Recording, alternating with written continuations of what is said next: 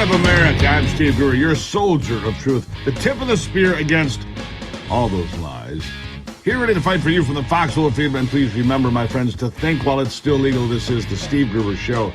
Here are three big things you need to know right now. Number one, in New York, victory for public school teachers who were fired for refusing COVID shots, a big win from a state Supreme Court judge. Number two, in another completely reckless policy decision, Joe Biden's team has agreed to give Iran $6 billion in exchange for prisoners.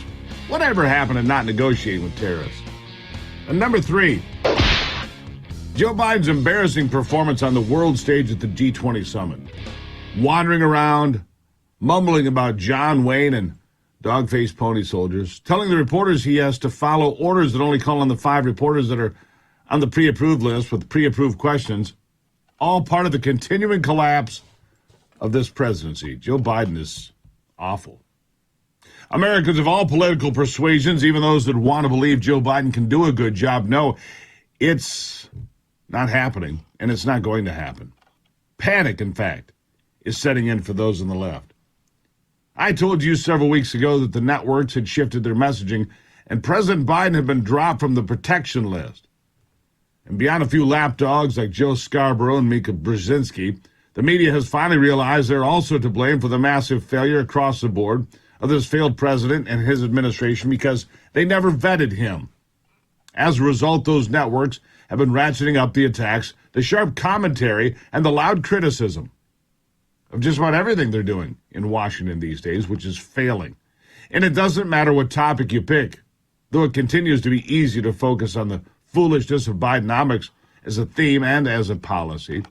On CNBC, the Deputy Treasury Secretary gets absolutely hammered for misleading America on the false claims about the debt, the deficit, and, of course, their branding of Bidenomics.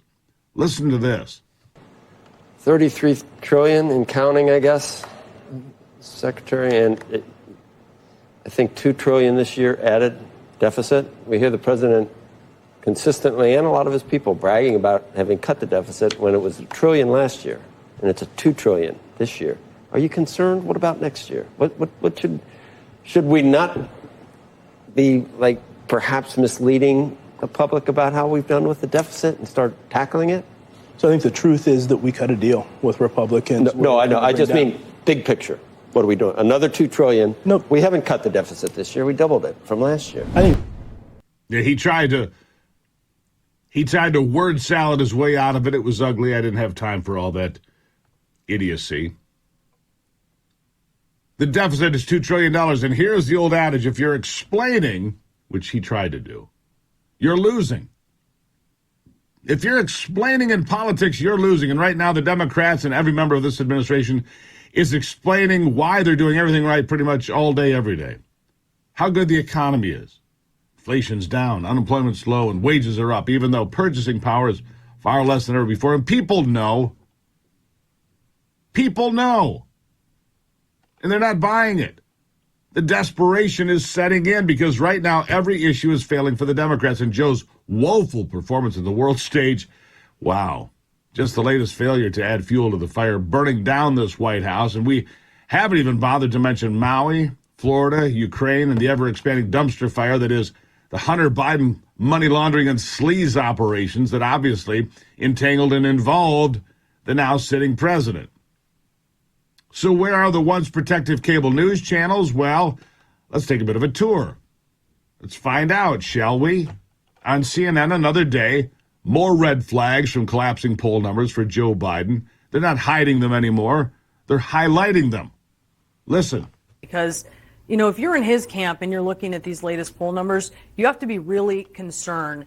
Job approval, 39%. And the trajectory here, not great, right? This has been dipping. How are things going in the country right now? Badly, 70% say.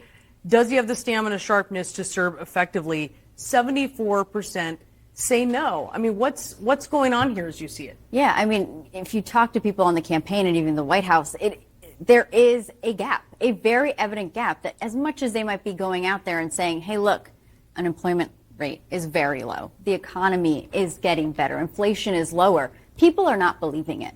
And to try and get people to understand that things might be getting better over time or have been getting better, that is a problem. And at this moment, we are not necessarily seeing the president or his campaign going out there trying to fix that gap.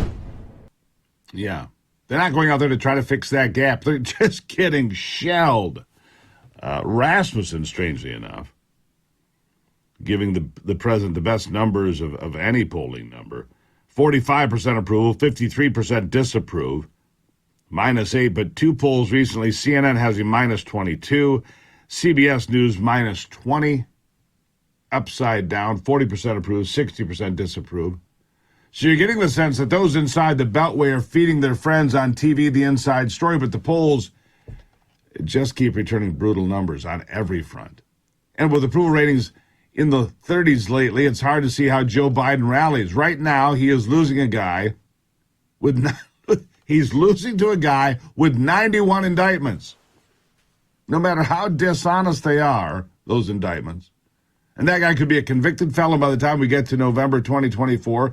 And right now, he's still the most likely person to emerge as president of the United States January 2025 because Donald Trump's numbers have not weakened. In fact, as Joe gets worse, people are looking at the Trump years with nostalgia now.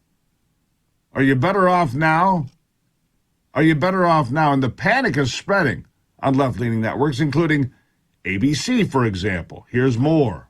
This whole bedwetting that we're seeing right now amongst Democrats is really happening. And yes, they make that joke themselves in terms of bedwetting. I mean, the age issue, the economy. There was some polling this week that we also saw that showed a lot of voters, a significant amount of voters, think that, Biden might have been part of or knew about what was going on with Hunter Biden making all this money from foreign companies when he was vice president. So that doesn't bode well for him either. The CNN poll, I think it was 61% Right. of voters think that Joe Biden had some involvement. Again, no evidence. That Sure, no, none. But clearly, this is showing where voters are right now. And so that's why you do see some Democrats right now say that Biden needs to make more of a contrast with Trump. He needs to talk more about, all the legal challenges, the January 6th stuff. The White House is still really not touching that. They don't touch it at all.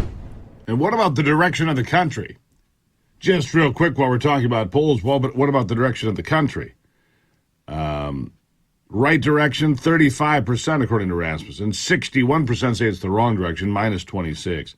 Much more harsh from the Economist YouGov poll, 25%, 10 points lower. They were done at the same time.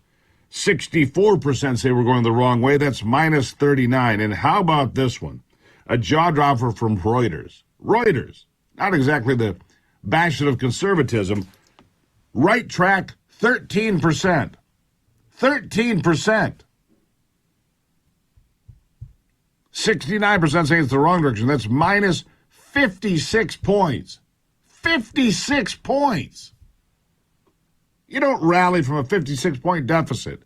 The average is 25% right direction, 64% wrong direction. So the average is a 38-point deficit about whether or not we're on the right track here. All right, we'll continue this conversation in a moment. We're just getting warmed up. Thank you for being here. It's the Steve Gruber Show, and I'll be right back.